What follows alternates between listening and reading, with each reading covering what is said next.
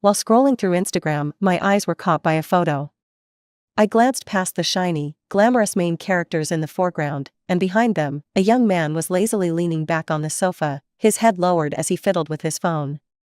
One of his hands propped up on the sofa partially covered his face, but it still revealed his high nose bridge and sharp brow bones.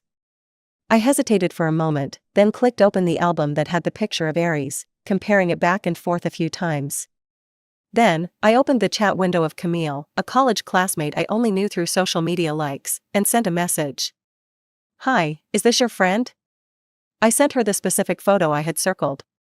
For some reason, Camille seemed to have intentionally applied a blurry effect to this area of the picture. Unexpectedly, Camille replied quickly. "What are you asking about him for? You don't need to be so curious about him." I replied, "No, I just think he looks a bit like my boyfriend." It was uncanny how similar they looked. I knew Aries so well that I could even picture the curve of his frown. Soon, Camille bombarded me with a bunch of messages. "Elma, what kind of dream are you having in broad daylight? My husband couldn't even say a word in front of him, and your boyfriend who only earns a few thousand a month, how could he possibly be this guy? What? Are you planning to break up with your boyfriend, the one with nothing?" I interrupted her mocking tone. "I was just asking. Nothing else." Camille had always been competitive. Since she lost to my barefaced photo when we were freshmen and the school was picking a campus beauty, she'd tried to outdo me in everything. Later, she married the CEO of a listed company, while I was focused on dating Aries, the poor young guy. Only then did she reluctantly open up her Instagram for me to see. I switched to my chat with Aries and asked, "Are you almost back?" Aries, who was pinned to the top, replied quickly. He sent a picture of a conference room desk, along with a little cat emoji wiping tears. "I'm still working late.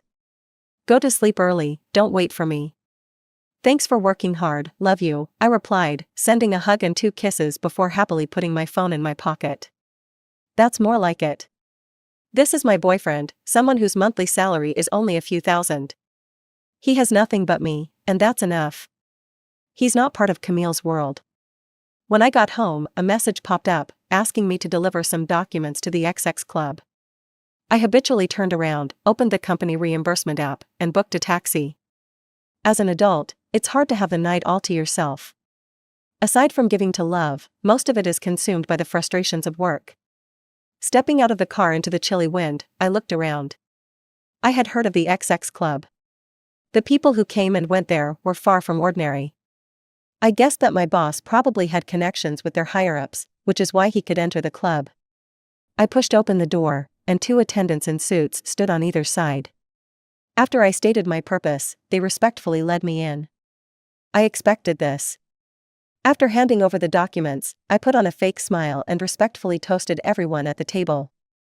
Most of the time, delivering documents wasn't something I had to do in person. But a banquet like this always needs a pretty face to make it shine. "This is Elma from our technical department.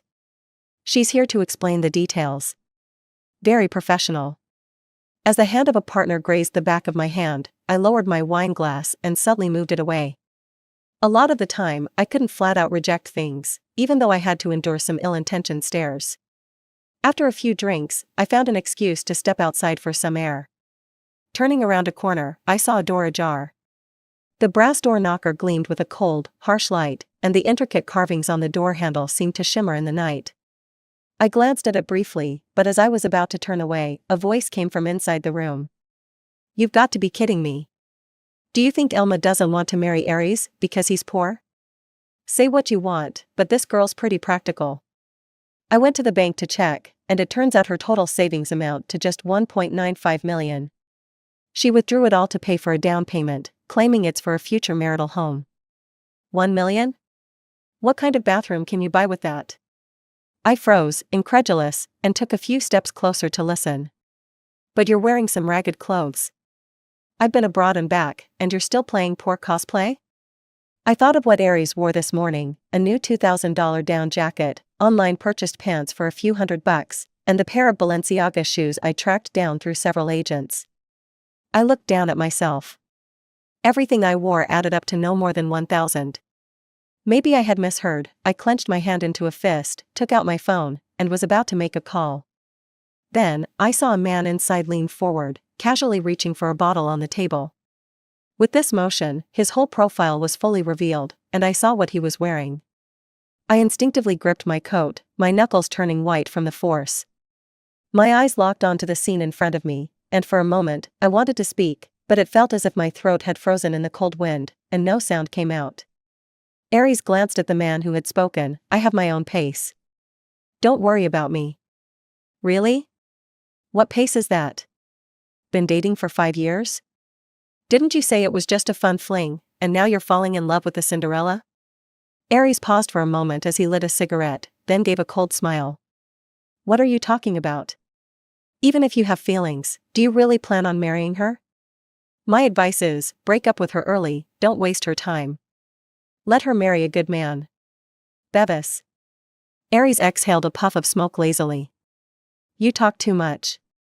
Bevis gave him a half smile. You're quiet, but next time you make me download some cheap shopping app for that Cinderella of yours, I'll deal with you. At that moment, a young man wearing glasses, with a scholarly demeanor, raised his hand. I think the app's pretty useful. No one paid him any mind. Bevis continued, so, when are you going to tell her the truth? Aries paused, then answered, the day we get engaged. Is it already decided? Yeah. Got a plan for what to say? You're in the wrong here. Nothing to say. Just let Aries disappear. That works too. If it wasn't intentional, a woman like Elma would never get involved with people from our circle. Afterward, give her some money. She did stay with you for 5 years, don't make her feel like she's been shortchanged. These words hit me like they came from another world, charging straight into my mind, without care or hesitation. I stared at Aries, hoping for him to speak up, to say something different. She's different. Elma's different. She's the legitimate girlfriend, the one you've been with for 5 years. But no, he didn't argue. He didn't say anything else. I stood frozen at the door not far away, feeling as if the cold wind had seeped into my bones, swelling my skin. I wanted to peer through the smoke and see his calm face clearly. The begonia tree, its branches bare and weighed down by snow, struggled but couldn't stand tall. I pulled out the home purchase contract I'd kept in my bag, and tears began to fall drop by drop. I quickly wiped them away, afraid I might damage the paper. I'd always thought that Aries didn't dare to bring up marriage with me because he was financially strained, or because he was worried he couldn't get past my parents' approval. That day, when my mom called me, he listened intently. You say his parents are both gone, fine. But his education level is lower than yours, his salary isn't as good as yours, he doesn't have a house, he doesn't have a car, what are you even getting from him? Just his looks? You think with your conditions, you can't find someone better? You should come home, I'll introduce you to some promising young men. Any one of them is better than him. I covered the phone with my hand. He's been working on a project, and he'll get a raise next month. He's ambitious, and he treats me well. I like him. As for the house, we've saved enough for the down payment these past few years. We can afford the mortgage. Things are getting better, right? After that call, I crouched by the bed, pulled out all of my bank cards, and laid them out on the bed. I looked up at him. Let's get married. I have money. If worse comes to worst, I'll support you. Aries seemed a little stunned, and there was a fleeting expression in his eyes that I couldn't understand, but he only said, wait a little longer. At that time, I thought he wanted me to wait, for him to get promoted, for him to come marry me in a grand way. But I didn't understand the look in his eyes back then. Now that I think about it, he was probably laughing. Laughing at how easily I was fooled, laughing at how naive and enthusiastic I was, worth nothing. These past few days, I'd been thinking about how to surprise him. But I never imagined that while I was planning for a warm future with him, he was plotting how to extricate himself from this game, this scam. It's just too ridiculous. I laughed so hard that my tears wouldn't stop. I had to force myself to stay calm, to not push open that door. I took a step back, feeling like I couldn't breathe under the weight of the truth. I lowered my head and pressed the dial button. When I looked up, Aries raised his hand, and the whole room instantly fell silent. I spoke in a normal tone, still not off work? Aries's lazy voice came through the phone, not yet, probably another hour or two. Why, still awake? I wiped my tears, I fell down. I'm at the hospital.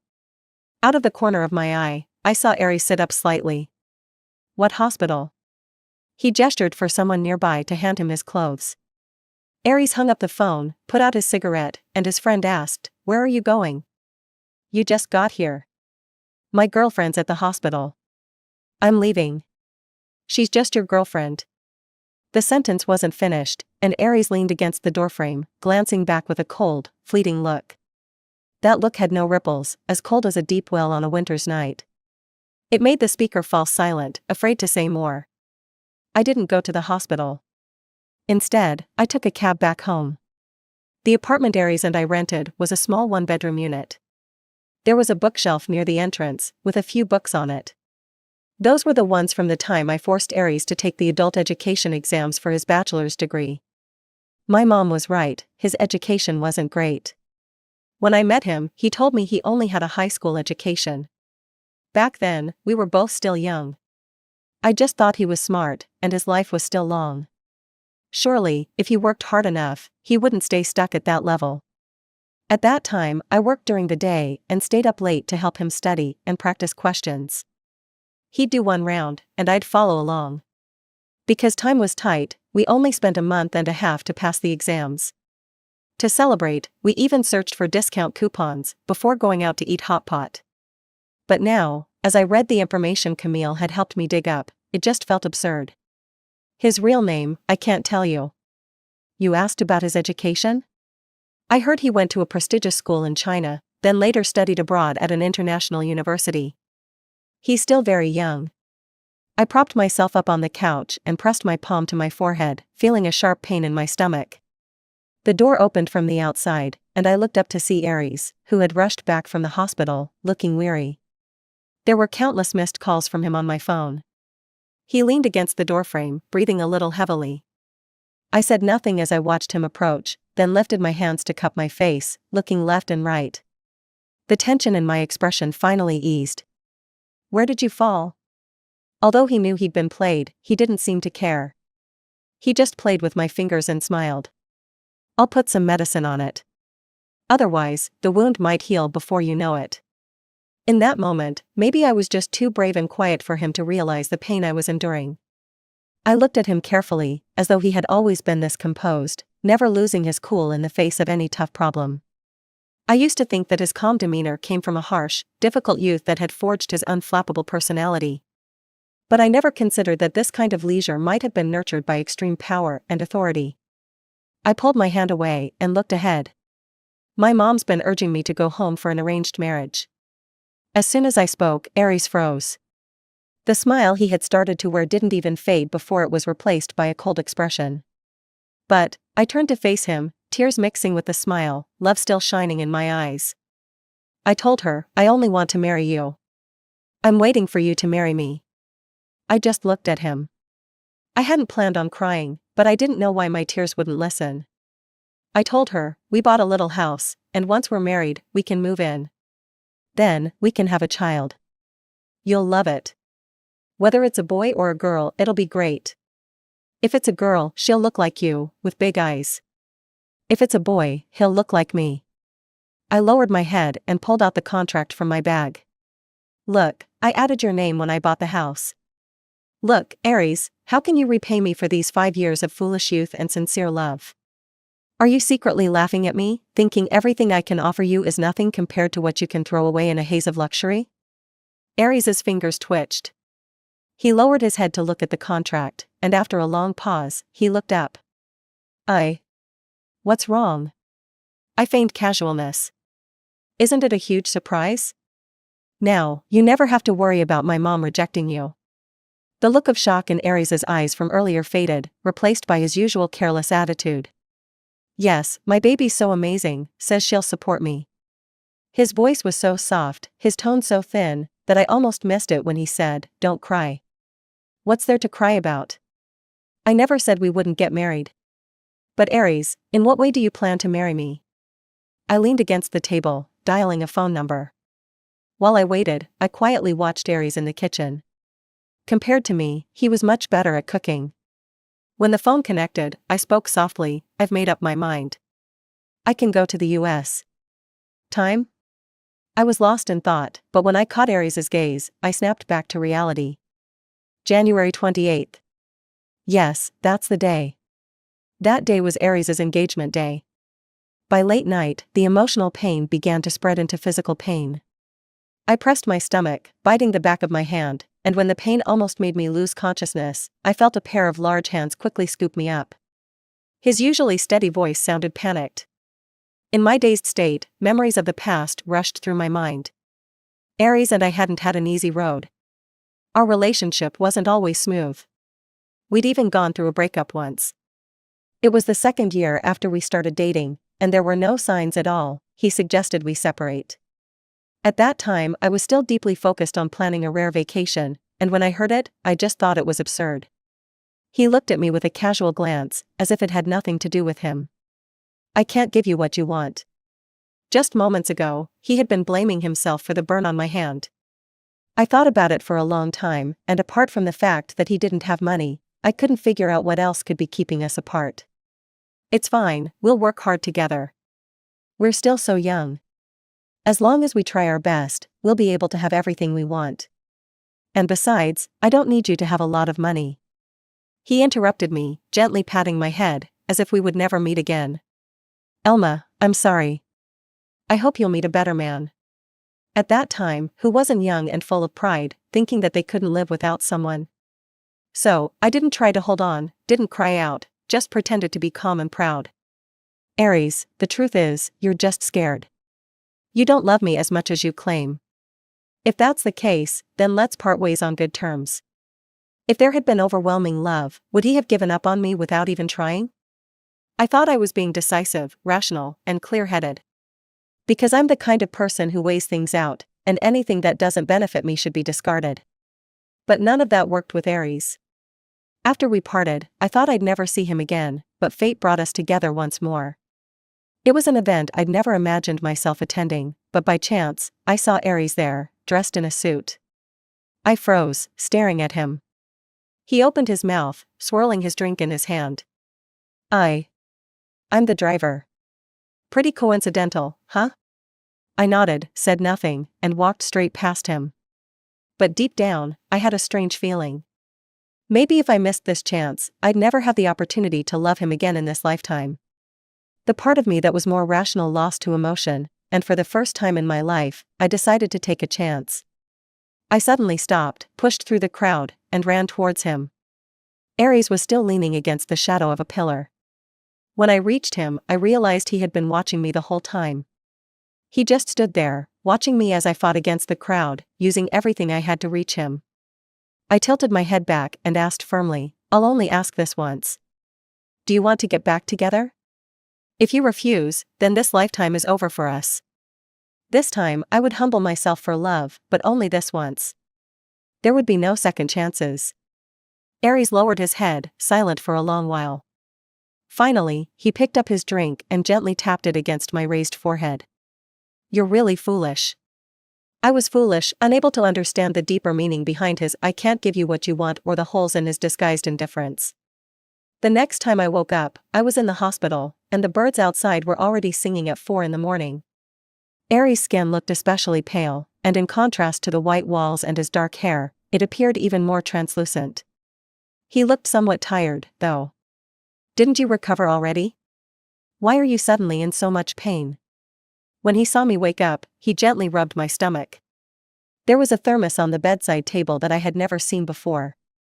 Now that I think about it, there were always things around the house I hadn't seen. He followed my gaze and explained, I ordered porridge for takeout. If you're feeling better, would you like to drink a little? I pulled my gaze away and moved my fingers. Did you know that the stomach is an emotional organ? Maybe it's my emotions that are sick. He chuckled, who bullied you? Tell me, I'll get back at them for you. His usual response. He had said many similar things in the past. I had always brushed them off, thinking he had neither money nor power. What could he do for me? But when I saw him kick the person who had been harassing me verbally right to the ground, I stopped sharing my grievances with him. We couldn't afford the compensation or medical bills from impulsive actions, so I was willing to let go of things I could tolerate. Except for that one time. When I faced workplace harassment and, risking being fired, gathered evidence, posted it, and filed a lawsuit, only to be counterattacked with rumors that pressured me into silence. I broke down, and just when he casually asked, I poured out all my frustrations and cried. But then, miraculously, things started to turn around. The company launched an internal investigation for the first time in history. Soon after, the police got involved, and the manager of the employee who had been harassing me was arrested. I also submitted my resignation. I threw off the blanket, got out of bed, and put on my shoes. He grabbed my wrist. "Where are you going?" "To work," I leaned on the bed, smiled up at him. "I'm feeling better now. I need to go back, get ready, and make sure I don't be late for work. Taking a sick day costs $850, that's too expensive." "Elma, don't be ridiculous. You go to work too," I pushed him away. "No taking sick days." Aries went to consult a doctor, and the doctor respectfully followed him. Many details I had once overlooked were suddenly so clear to me. Like the rich, fragrant porridge in front of me, the homemade wine from a colleague stored in the house, and the handmade pastries I had never seen before. When I was on my way to work that morning, I spotted Aries waiting by the roadside as soon as I came out of the garage.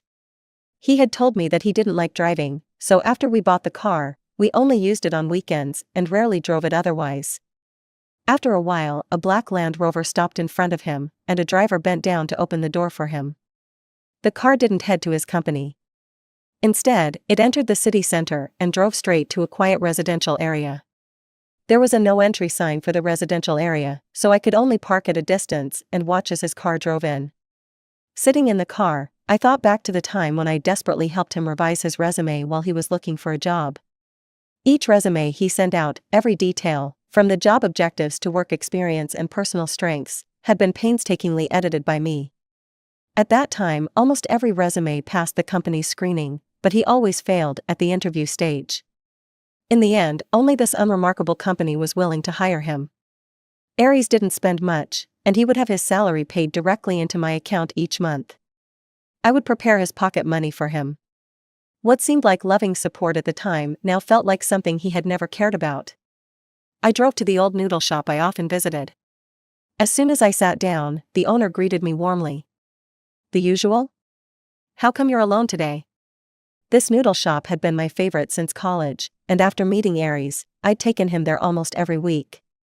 "He's busy." "Same as usual, meat sauce noodles, with green onions and cilantro." Halfway through, I casually asked, "By the way, wasn't this area supposed to be demolished a couple of years ago? How is it that the shop is suddenly open again?" The owner glanced at me and wiped the sweat from his neck with his towel. "To be honest, I'm just as confused. One day, they told me to come back and reopen the shop. If not for the compensation I got after the demolition, I wouldn't need to run this noodle shop anymore." I didn't say anything else, quietly finishing the noodles in my bowl.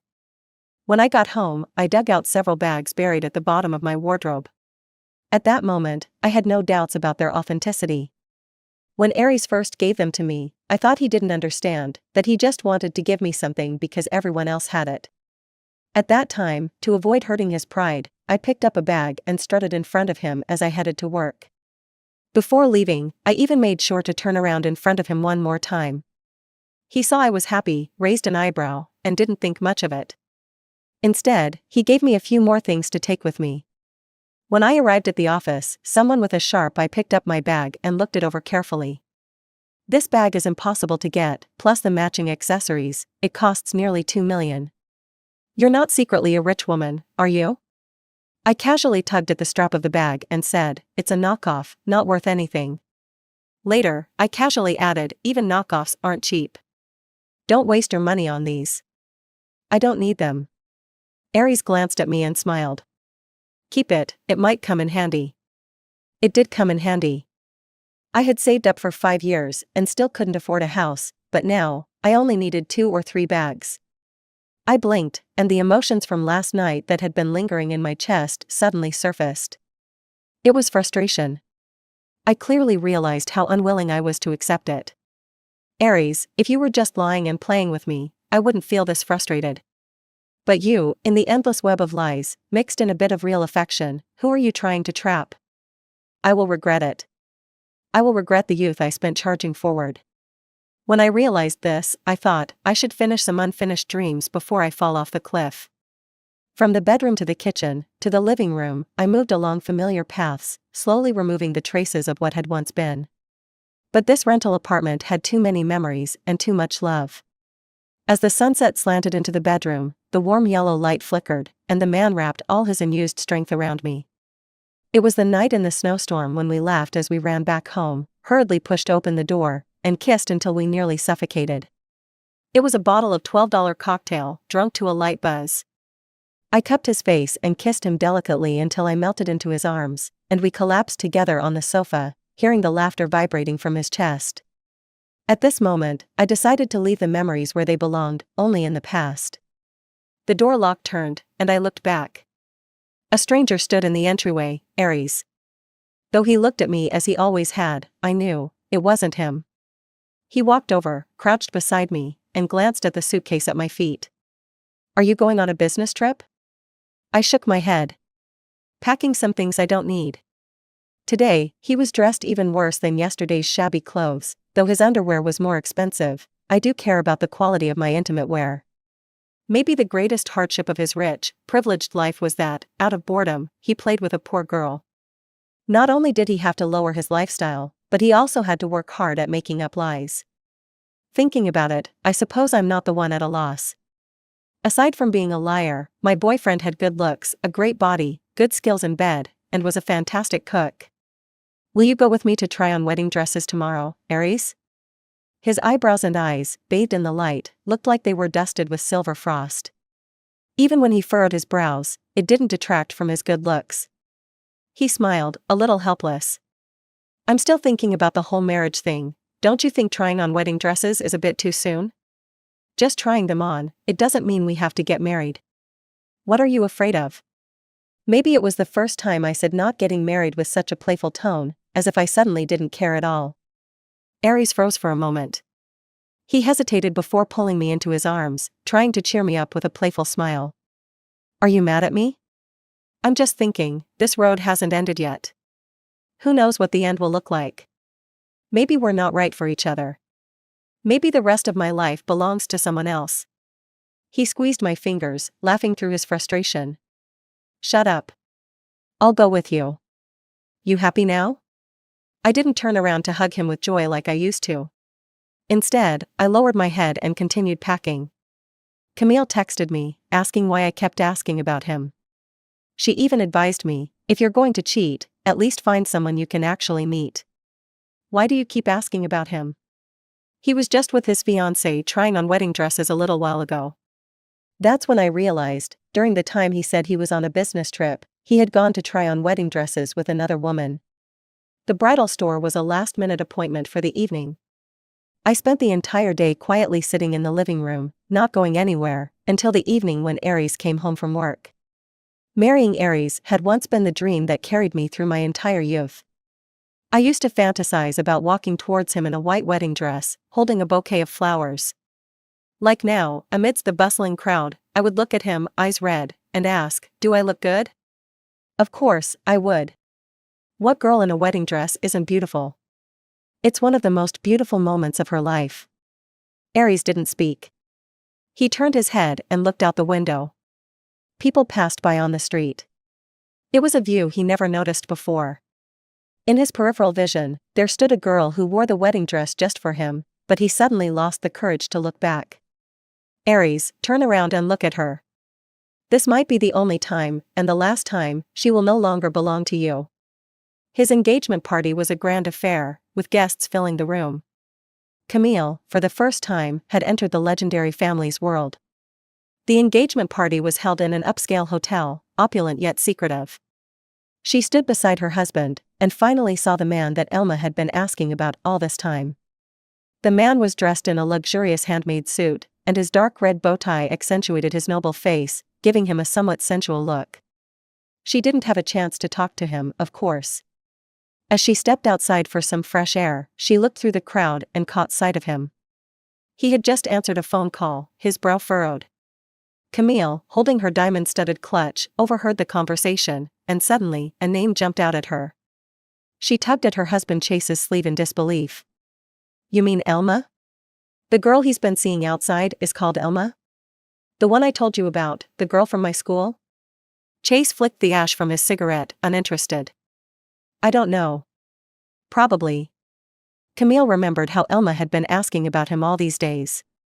Life really is full of coincidences. She had heard the whole story of this affair by now. So, does everyone in your circle know? Does everyone know he's been pretending to deceive a girl for 5 years? Yeah, they've heard the rumors. But no one cares. It's just a fling. He'll come back eventually. At that moment, Aries hurriedly walked past. Camille suddenly stopped him, shouting angrily, "Scumbag, stop right there." Chase quickly stepped forward and grabbed her. What are you doing? You've never liked Elma. Why act like a hero now? I don't like her, Camille glared at Aries, but that doesn't mean I can't sympathize with her. 5 years, that's 5 whole years. Not 5 hours, not 5 days. It's the most precious and youthful 5 years of a woman's life. You rich and powerful people, is it not boring unless you trample over things? I'll say it, Elma's so beautiful, so capable. Back in school, boys lined up to chase her. Wealthy men outside of school threw money at her just to take her out to dinner.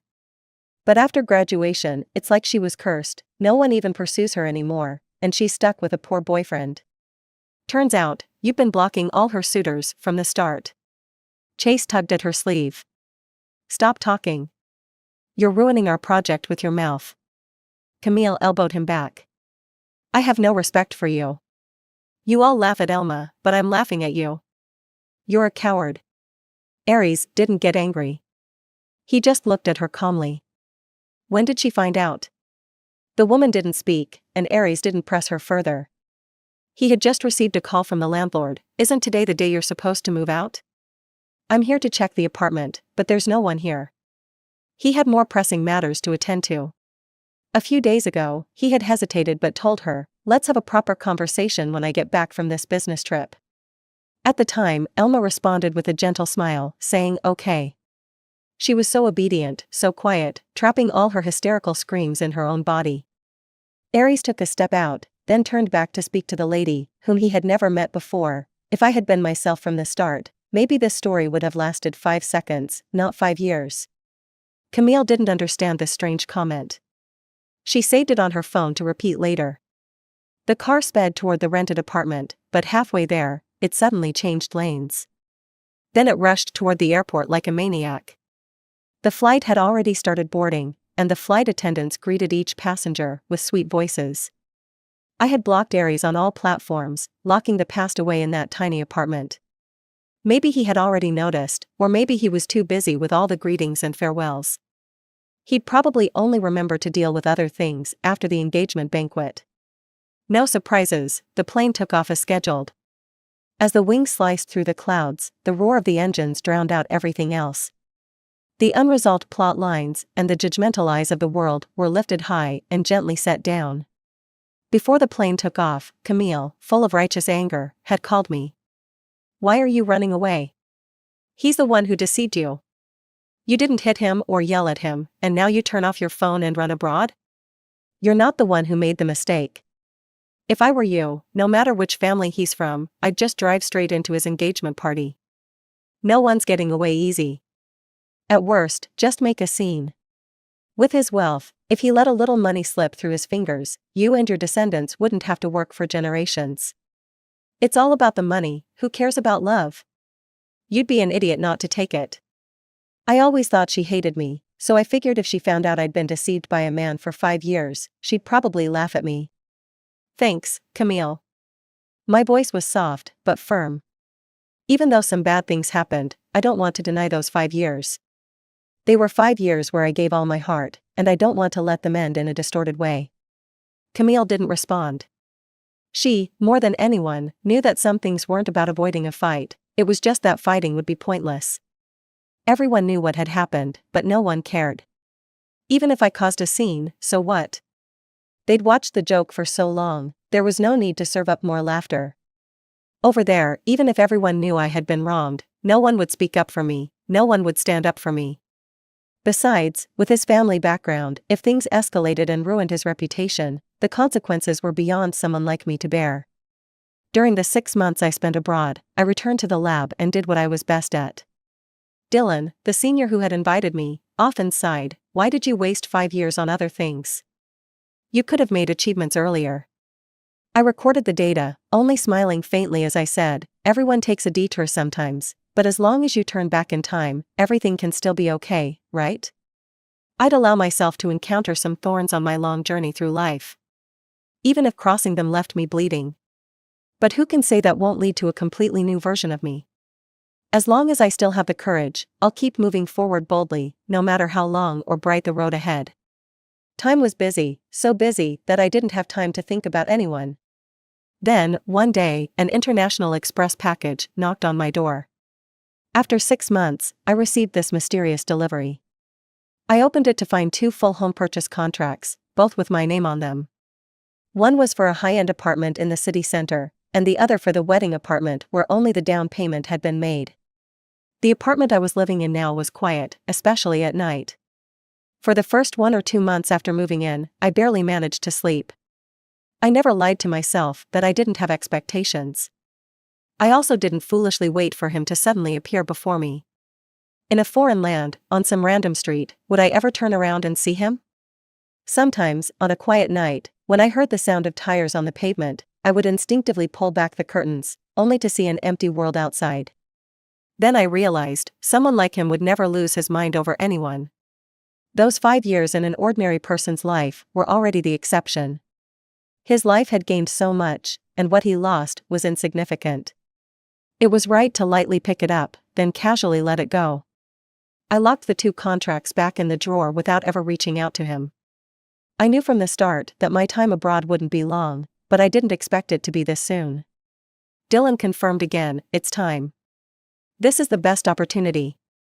Someone from home has contacted us, and most importantly, the entry permit has been approved. Who knows when we'll get another chance?" I nodded, "Then let's go back." Dylan's company was registered in City B. With an established product base and big investments pouring in, everything at the company was progressing quickly. The faster things moved, the more hands were needed. I was so busy, I hardly had time to rest. Besides the technical work, I had to be involved in recruiting. At this point, Dylan told me the investor wanted to meet. "He specifically asked for you." It's strange. I should have expected it. The investor Dylan had frequently mentioned 6 months ago had an unusually good temper and had never asked about any company matters. I adjusted my pen cap, hesitated, and asked, "Can I not go?" Dylan gritted his teeth, "If it were anyone else, I could block them for you, but not this one." I never imagined I'd encounter Aries again, in whatever situation it might be. Like his friend said, unless it was a planned coincidence, Aries and I would always be at opposite ends of a revolving door, never crossing paths again. "This is Mr. Aries. This is Elma, who handles our technical matters." It was her joining a year ago that allowed us to move so quickly. The Aries before me was nothing like the old one. It was as if the perfectly tailored suit had cut off his past. He was still casual, still relaxed, but completely different. Now, his nonchalance and carelessness were full of distance, making it hard to approach him. But his eyes were just as intense and direct. I extended my hand with a polite smile. "It's a pleasure to meet you, Mr. Aries. I'm Elma." Aries still had his hands in his pockets and didn't respond. Instead, he looked me up and down with piercing eyes. Without hiding it, he said, "I want to talk to her alone." Dylan opened his mouth, but quietly stepped out. As he opened the door, he met 2 pairs of eyes. Bevis sent him off. The other pair of eyes curiously asked, "What's going on?" Bevis succinctly explained, Aries was restricted from leaving the country, so he came up with a way to get her to come back. Are they going to get back together? How could that be? With his mom in the way, this girl can't get through. Before, his mom didn't care about her, thought she was insignificant. But now she's making demands. She doesn't have to marry, but she can't just marry anyone. Aries reached out to me, as if I had just gone on a trip like usual. "Are you calm now? Can we make up?" I furrowed my brows and stared at him without moving. This was my fault. I'm sorry, he said, habitually pinching my fingers. I slowly lowered my eyes and scanned his 10 fingers. At first, there were many questions I wanted to ask, like why me, why 5 years? But then I thought, asking wouldn't change anything. Aries, I think we've already broken up. I've already let you go. You don't need to worry about how to keep pretending, or how to disappear without reason. Although by now, I could no longer tell where the line was between your pretenses and your true feelings. I never agreed with your decision. You didn't need to agree, just like how, back then, I never agreed with the way you entered my life. Time dulls the pain, but it takes so much time. At least, a year when I couldn't sleep, was far from enough to heal the wounds. Don't come looking for me again. I'm begging you. I took a step back. Let's end things here, as decently as we can. What if he took a step closer, gently wiping away the tear from the corner of my eye with his thumb. What if I insist? I hadn't thought about that possibility, so I panicked, trying to figure out what I could do. But then he suddenly smiled silently, raising a hand to cover my eyes, which were darting around nervously. Don't be afraid. I wouldn't do that to you. Elma, you still owe me a wish. If you're willing. I'll agree. Our relationship. He couldn't bring himself to say it, the words of finality never coming. I should have seen this coming, but I had dragged my feet, hoping to find a way out. After that, I didn't see Aries for a long time.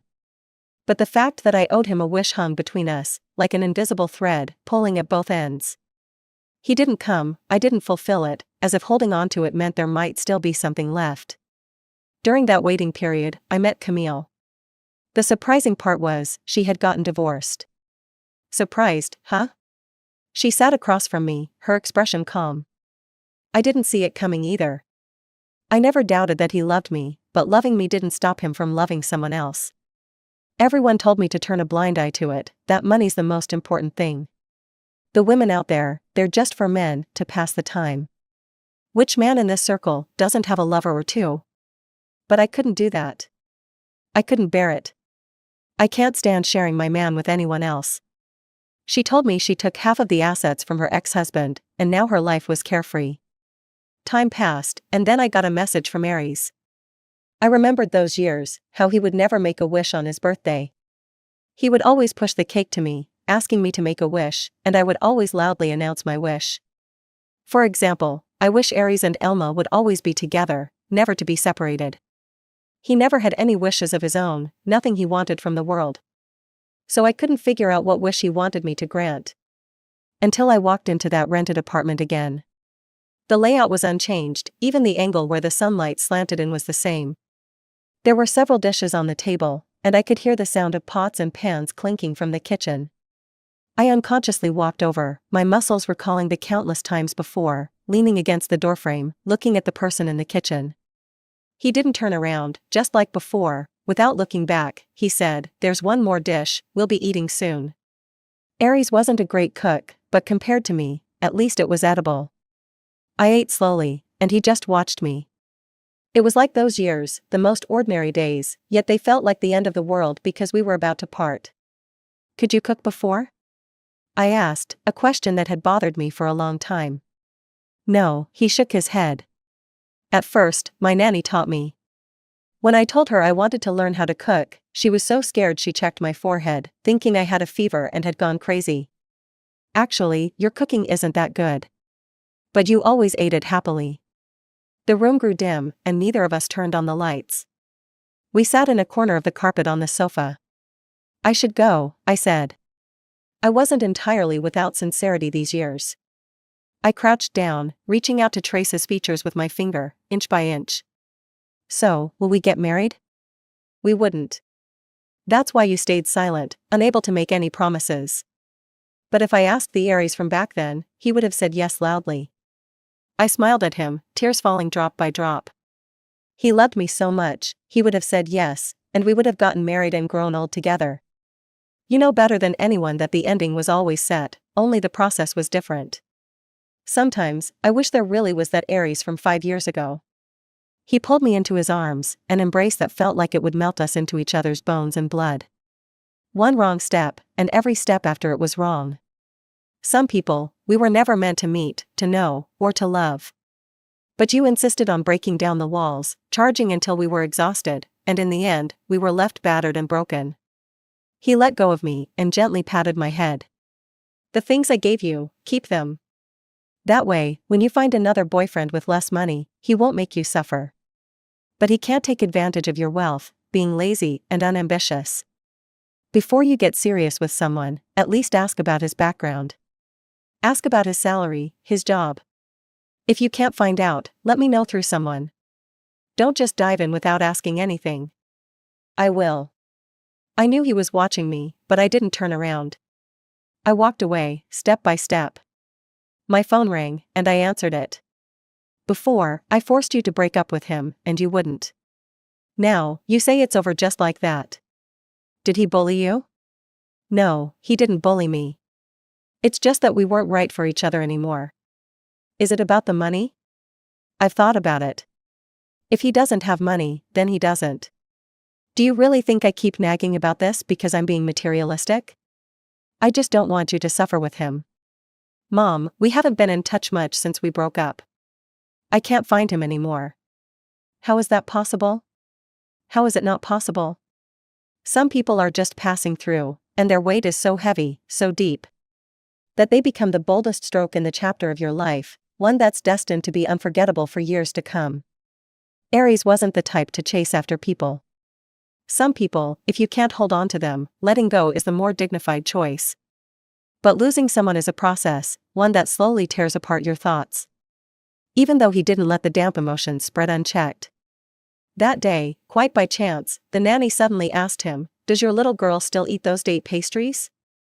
"I bought fresh dates, I'm sure they'll taste even better now."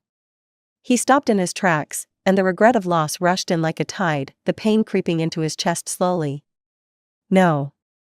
I don't have a little girl who loves date pastries anymore. The end. Extra chapter. On New Year's Eve, the entire city was filled with a joyful atmosphere, and the hotel was bustling with guests coming and going.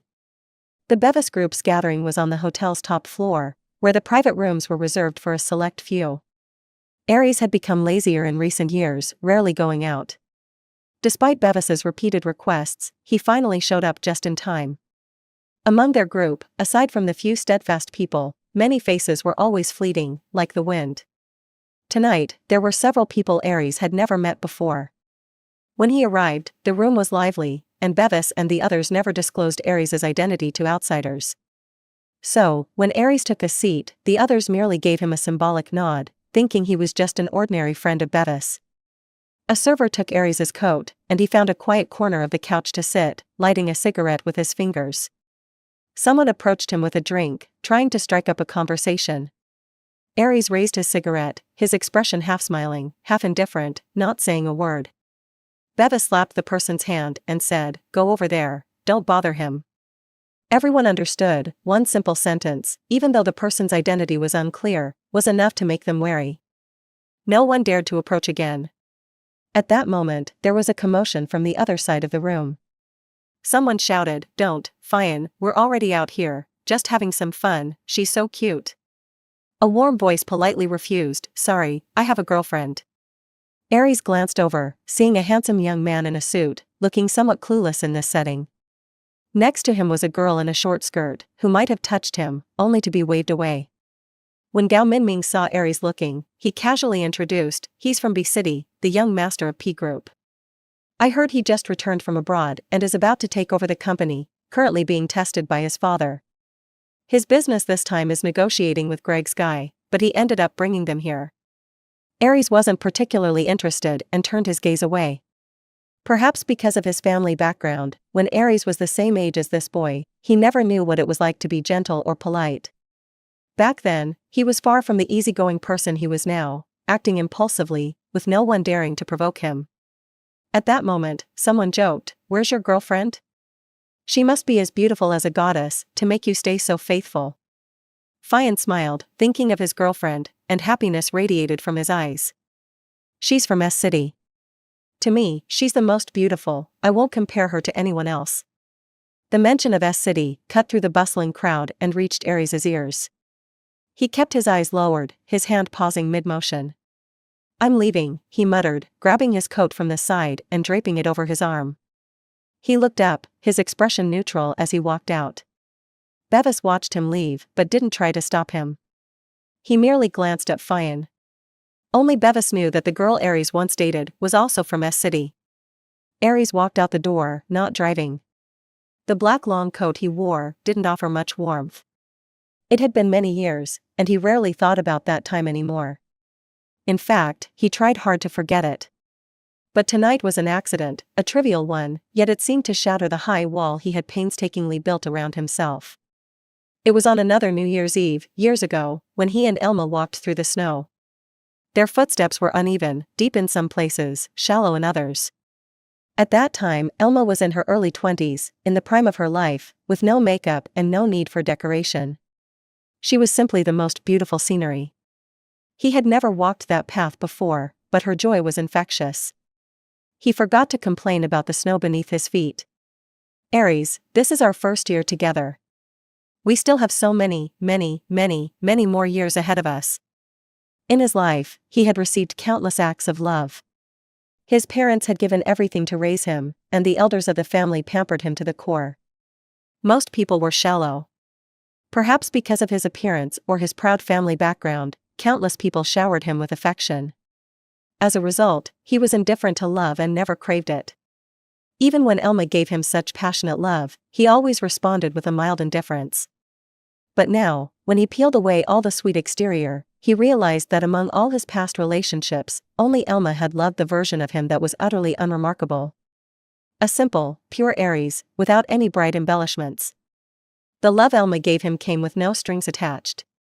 His mother never meddled in his affairs, knowing full well that he was not the type to be sentimental. This time, however, the duration of her curiosity surprised her. She was arranging flowers when the thought suddenly crossed her mind, and she asked casually, "Do you plan to have her as your daughter-in-law?" Ares grinned mischievously, "Well, if you don't mind." His mother, calm and composed, responded while trimming the flowers, "Are you joking?" Ares stopped smiling. "Because you wouldn't approve." "Of course not," she said, putting down the scissors and looking up. "But if you insist on marrying her, I won't make life difficult for her. You should know, though, that I won't acknowledge her. She will never be recognized by the family. If she marries you, she must be prepared to endure a lifetime of hardships. That's the price she'll have to pay. You really think your little bit of love is worth it? Do you believe she would be willing to lower herself and endure all of this for you?" A servant came over to remove a vase, and his mother wiped her hands, patting his shoulder as she walked away. "If only you had thought this through earlier, you wouldn't have trouble convincing me." It all started as a whim. A little genuine affection bloomed, and suddenly it seemed as though it was a love as deep as the ocean.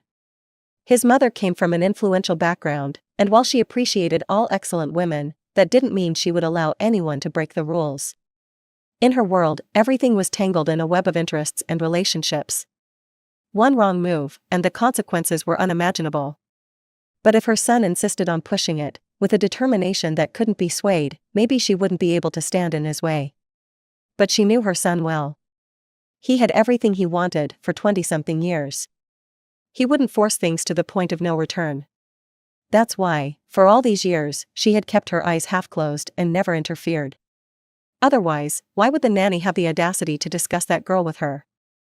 The nanny was someone she had carefully selected, yet one day, she came to her, looking flustered, and asked, "I heard your family's cook has a special recipe that helps with sore throats." Ares said his throat was sore after a cold, and the medicine wasn't working. "Maybe I should try your recipe for him?" The recipe had been passed down by her own mother, and it was indeed incredibly effective. Her mother didn't respond, and the nanny awkwardly walked away, rubbing her apron. That evening, when she was practicing calligraphy, she had a sudden impulse. She wrote down the recipe, stroke by stroke, and gave it to the nanny. As Ares turned the corner of the street, he realized there was no way forward. He aimlessly began walking back.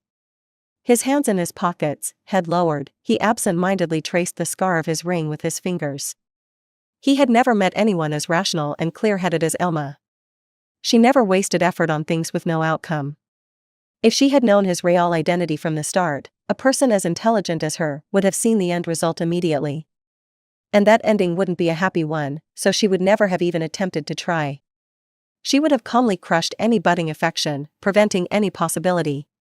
He took out his phone, planning to call the driver over, when someone unexpectedly bumped into his arm.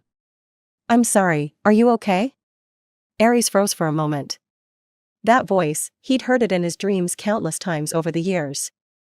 He looked down to see a much more mature Elma. Her features were softer, but her eyes still held that same clear, serene water-like depth. "Elma," he reached out and tightly grabbed her hand, unsure of what to say. In that moment, Aries suddenly felt like everything was as it should be. Only by holding her hand would the restless, wandering heart inside his chest find a brief moment of calm. Elma looked up at him, as if meeting an old friend she hadn't seen in years. "Hi, long time no see," she said politely, pulling her hand away. The distance between them, the formality, it was too much. But this was who they were now. He shook his head, still stunned. "How did you end up here?" Just then, Elma suddenly raised her hand, seemingly waving to someone behind him. Aries stiffened and casually turned to look. He narrowed his eyes, then saw the man clearly.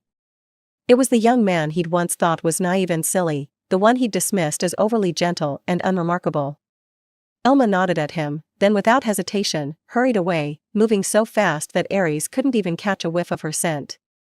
She still glanced at him, but when her eyes met his, there was no longer that warm, passionate spark, no longer the bright gleam of love.